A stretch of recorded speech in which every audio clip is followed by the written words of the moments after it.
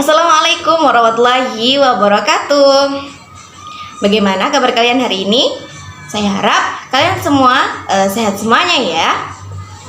Sebelum memulai pembelajaran, mari kita berdoa terlebih dahulu. Selesai. Nah, pada pembelajaran hari ini kita akan belajar tentang akhlak tercela, yaitu riya dan nifaq. Sebelum itu kita harus mengetahui dulu apa tujuan pembelajaran kita pada hari ini. Yang pertama yaitu mengidentifikasi perilaku yang termasuk riya dan nifaq. Kemudian menentukan dampak-dampak negatif akhlak tercela, riya dan nifaq. Kemudian menyajikan fakta yang berkesinambungan dengan perbuatan riya dan nifaq. Yang keempat yaitu mengimplementasikan perilaku yang menjauhi sifat riya dan nifaq. Nah, tahukah kamu apa itu perbuatan riya dan nifaq? Kemudian bagaimana cara menghindari perbuatan riya dan nifaq?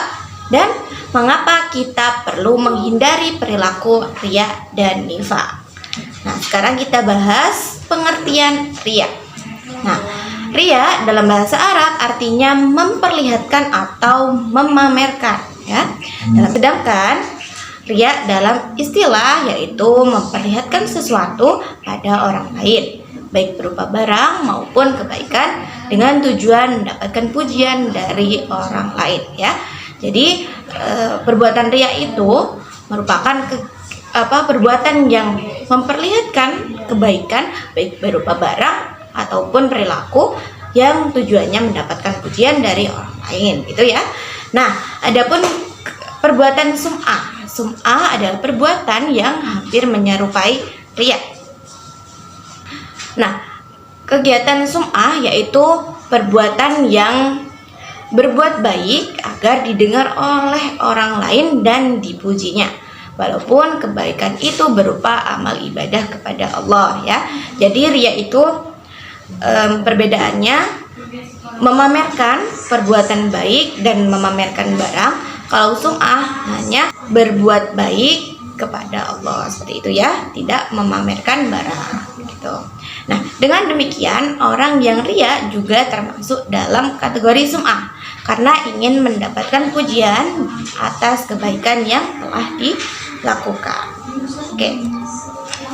Adapun dalil tentang riya yaitu dalam Quran surat Ali Imran ayat 188 ya.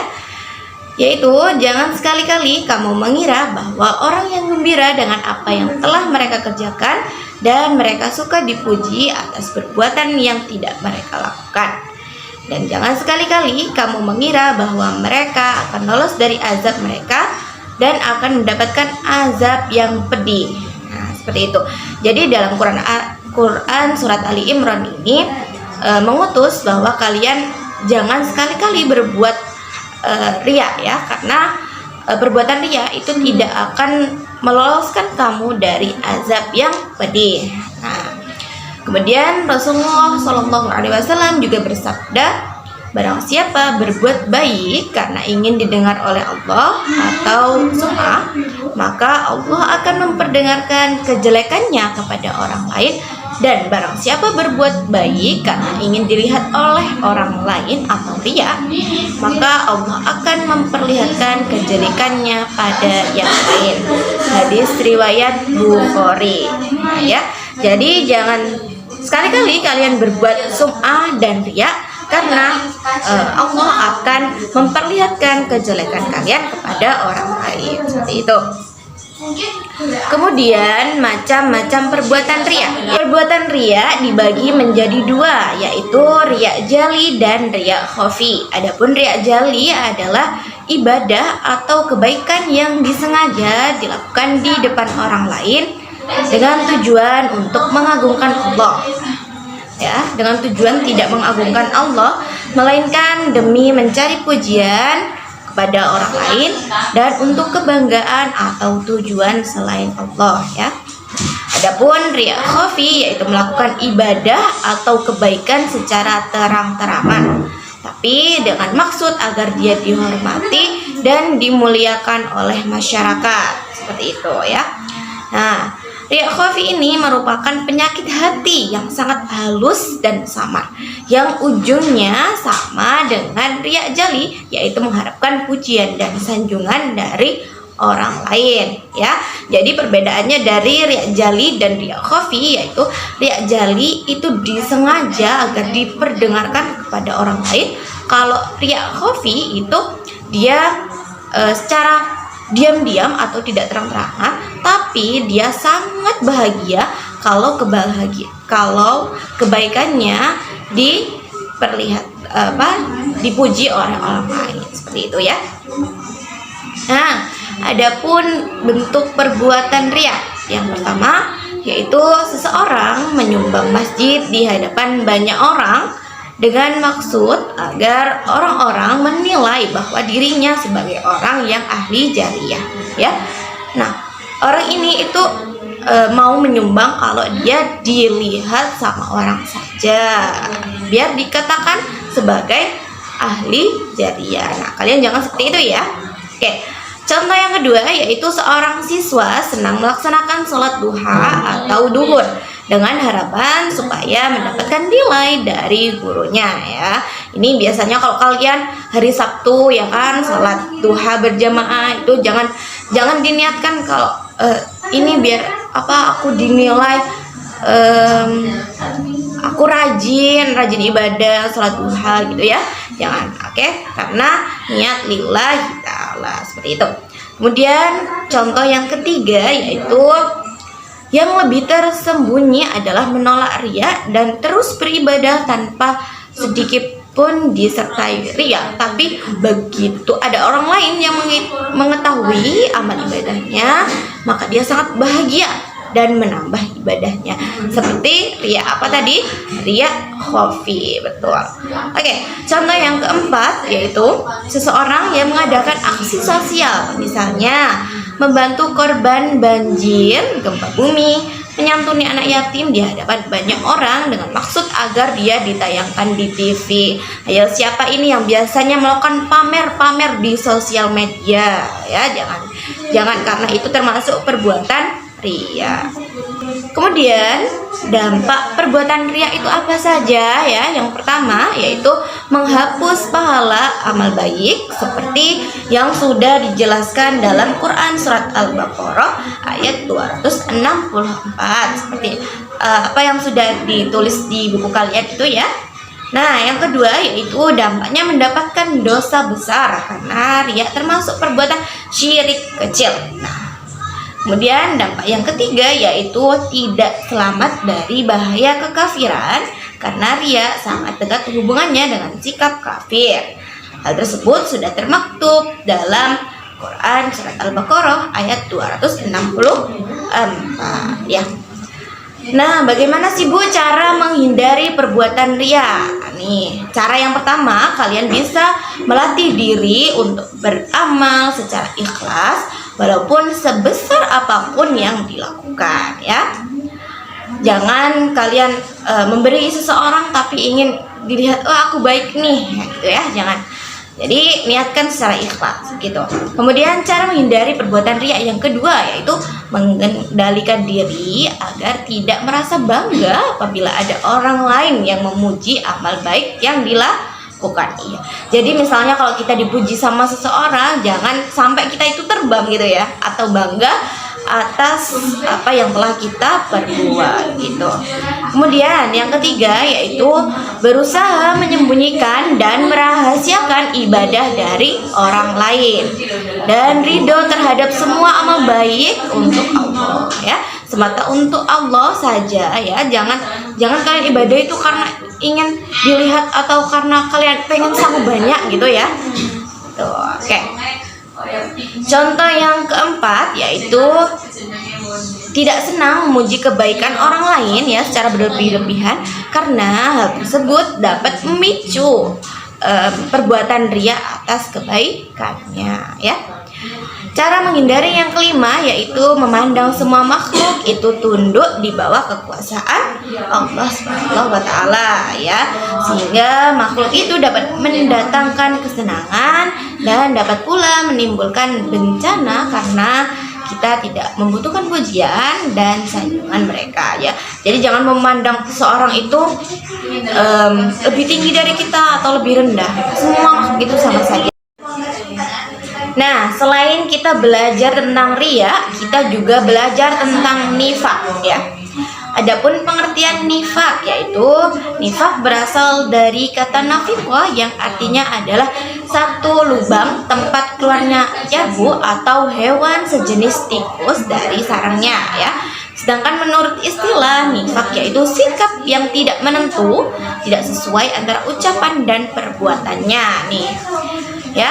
Jadi nifak adalah perbuatan yang menyembunyikan kekafirannya dalam hatinya dan menampakkan keimanannya dengan ucapan dan tindakan ya. Perilaku seperti ini pada hakikatnya adalah ketidaksesuaian antara keyakinan, perkataan dan perbuatan ya, seperti dasar Dharma nomor 10 ya.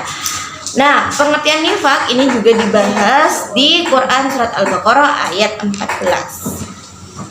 Nah, apa aja sih Bu ciri-ciri perbuatan nifak ya? Ini perlu diperhatikan ya. Jangan sampai kalian memiliki ciri-ciri seperti ini. Yang pertama yaitu suara terlalu kencang ya. Biasanya orang yang nifak itu merasa dirinya itu harus dipercaya. Jadi dia itu menjadikan objek yang bicara dengan dia itu mendengarkannya, seperti itu ya. Kemudian yang kedua yaitu suka berbohong ya. Ciri-ciri perbuatan nifak yaitu dia suka berbohong. Yang ketiga yaitu tidak konsisten dengan ucapannya ya. Jadi orang nifak itu tidak konsisten dengan ucapannya. Misalnya dia mau berangkat jam 7 tapi berangkatnya jam 8 gitu ya. Iya, oke. Kemudian ciri yang keempat yaitu beriman sebatas lisan ya. Jadi dia Islam tapi tidak pernah melakukan sholat, terus ngaji juga tidak pernah ya, tapi KTP-nya juga Islam, seperti itu. Nah, ciri yang kelima yaitu senang berucap dusta ya. Di sini siapa nih yang suka berucap dusta? Jangan ya, harus dihindari agar kalian tidak menjadi pelaku perbuatan nifak. Oke. Macam-macam bentuk nifak yaitu nifak i'tiqadi dan nifak amali. Oke. Nifak i'tiqadi adalah suatu bentuk perbuatan yang menyatakan dirinya beriman kepada Allah, sedangkan dalam hatinya tidak ada keimanan sama sekali. Dia sholat, dia bersedekah dan beramal soleh lainnya, namun tindakan itu tanpa disadari, tanpa didasari keimanan dalam hatinya. Nah, ini termasuk nifak i'tiqadi ya. Dia sholat tapi tidak ada keimanan dalam hatinya. Tuh. Nah, kalau nifak amali adalah kemunafikan berupa pengingkaran atas kebenaran dalam bentuk perbuatan.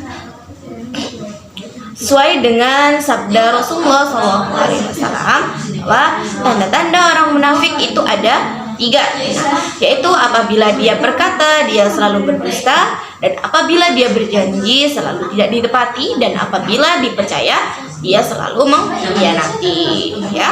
Hadis riwayat Bukhari Muslim. Ini adalah contoh perbuatan nifak yang harus kalian hindari. Ini contoh yang seperti ini ya.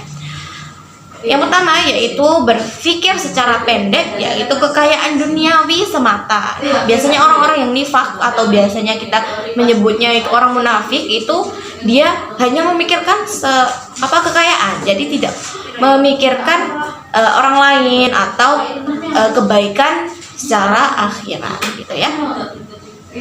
Nah, contoh yang kedua yaitu tidak mampu beramar ma'ruf nahi mungkar. Artinya apa, Bu? Yaitu mencegah perbuatan yang mungkar dan beramal baik, seperti itu ya. Kemudian yang ketiga yaitu seringkali dalam pembicaraannya menyindir dan menyakiti nabi atau Islam gitu ya. Nah, jadi kalau orang nifak itu apa ya? Dia suka menyindir gitu loh. Jangan, di sini ada ya yang suka menyindir. Jangan ya. Nah, kemudian yaitu ragu terhadap kebenaran Islam tuh. Orang kalau munafik itu juga disebut dengan syirik kecil ya. Jadi jangan sekali-kali kalian memiliki sifat nifak atau munafik ya. Yang keempat yaitu enggan melakukan sholat. Kalaupun ia melakukan sholat pasti karena paksaan orang lain. Aduh, siapa nih di sini yang suka sholatnya di akhir waktu ya? Nah, itu bisa jadi itu adalah ciri-ciri dari perbuatan nifak ya. Jadi jangan kalian melakukan sholat di akhir waktu, tapi sholatlah tepat waktu. Oke. Nah, yang kelima yaitu tidak punya kepastian dalam berpikir dan bertindak. Iya, kalau ngomong itu mencela-mencele itu ya. Ya. Yang keenam yaitu terbiasa dengan kebohongan, ingkar janji dan khianat. Tuh, orang nifak itu banyak sekali merugikan orang lain ya ternyata. Kemudian yang ketujuh yaitu suka membuai mengenai keindahan duniawi dan melupakan kehidupan akhirat nih. Jangan sampai kalian sibuk ngegame atau sibuk main TikTok nih sampai kalian itu lupa sholat. Nah, itu jangan ya. Adapun dalil tentang nifak yaitu ada di Quran surat Al-Ahzab ayat 73 yang artinya sehingga Allah akan mengazab orang-orang munafik laki-laki dan perempuan, orang-orang musyrik laki-laki dan perempuan, dan Allah akan menerima taubat orang-orang mukmin laki-laki dan perempuan. Dan Allah Maha Pengampun lagi Maha Penyayang. Iya. Jadi kalian kalau misalnya udah merasa nih kalau aku melakukan riya atau nifak ya, jadi kalian tuh segera meminta pengampunan kepada Allah karena Allah itu Maha Pengampun dan Penyayang ya. Itu. Adapun sabda Rasulullah yaitu Rasulullah bersabda bahwa jujur itu membawa kebaikan atau ketaatan dan membawa kepada surga, sedangkan dusta membawa kepada kemaksiatan dan membawa ke neraka. Itu ya dalil tentang nifak. Jadi jangan sekali-kali kalian berlaku nifak. Kemudian dampak perbuatan nifak nih. Dampak perbuatan nifak itu nggak hanya di diri kita sendiri, tapi juga berdampak kepada orang lain. Nih, dampak bagi diri kita sendiri yaitu yang pertama, tercela dalam pandangan Allah Subhanahu wa taala dan sesama manusia sehingga dapat menjatuhkan nama baiknya sendiri. Yang kedua, yaitu hilangnya kepercayaan dari orang lain atas dirinya. Yang ketiga, tidak disenangi dalam pergaulan sehari-hari. Yang keempat, mempersempit jalan untuk memperoleh rezeki karena orang lain tidak percaya atas apa yang dia ucapkan itu. Jadi misalnya kalau dia itu suka berbohong, suka gak nempatin janji ya, jadi dia itu gak dipercaya. Jadi misalnya dia itu daftar kerja, kemudian ketahuan kalau dia itu bohong, maka orang gak akan percaya dan dia gak dapat pekerjaan gitu. Nifak tidak hanya berdampak pada diri sendiri, namun berdampak juga kepada orang lain ya. Yang pertama yaitu menimbulkan kekecewaan hati sehingga dapat merusak hubungan persahabatan yang telah terjalin dengan baik. Maksudnya, apabila kita itu berjanji kepada teman namun tidak ditepati, maka itu akan menimbulkan kekecewaan sehingga hubungan yang telah terjalin itu menjadi rusak. Itu ya. Yang kedua yaitu membuka peluang munculnya fitnah karena ucapan dan perbuatan yang tidak menentu. Yang ketiga yaitu mencemarkan nama baik keluarga dan masyarakat sehingga dapat merasa malu karenanya. Kemudian bagaimana sih Bu caranya menghindari perbuatan nifak? Nah, adapun upaya untuk menghindari diri dari sifat nifak yaitu menyadari bahwa nifak itu merupakan larangan agama yang harus dijauhi dalam kehidupan sehari-hari. Ya, yang kedua yaitu nifak itu akan merugikan diri sendiri dan orang lain sehingga dibenci dalam kehidupan masyarakat ya. Dan menyadari bahwa nifak tidak sesuai dengan hati nurani manusia, termasuk kegiatan munafik pada diri sendiri. Nah, yang keempat yaitu jujur, menenteramkan hati dan senantiasa disukai dalam pergaulan gitu ya. Jadi jangan suka jadi anak-anak yang pembohong maupun tidak menepati janji, seperti itu. Jadi itu tadi materi tentang riya dan nifak. Semoga kita menjadi orang-orang yang terhindar dari perbuatan riya dan nifak, dan semoga apa yang telah kita pelajari bermanfaat di dunia dan di akhirat. Pesan dari Ibu, senantiasalah berkata jujur dan berhati ikhlas. Semoga bermanfaat. Sekian dan terima kasih. Wassalamualaikum warahmatullahi wabarakatuh.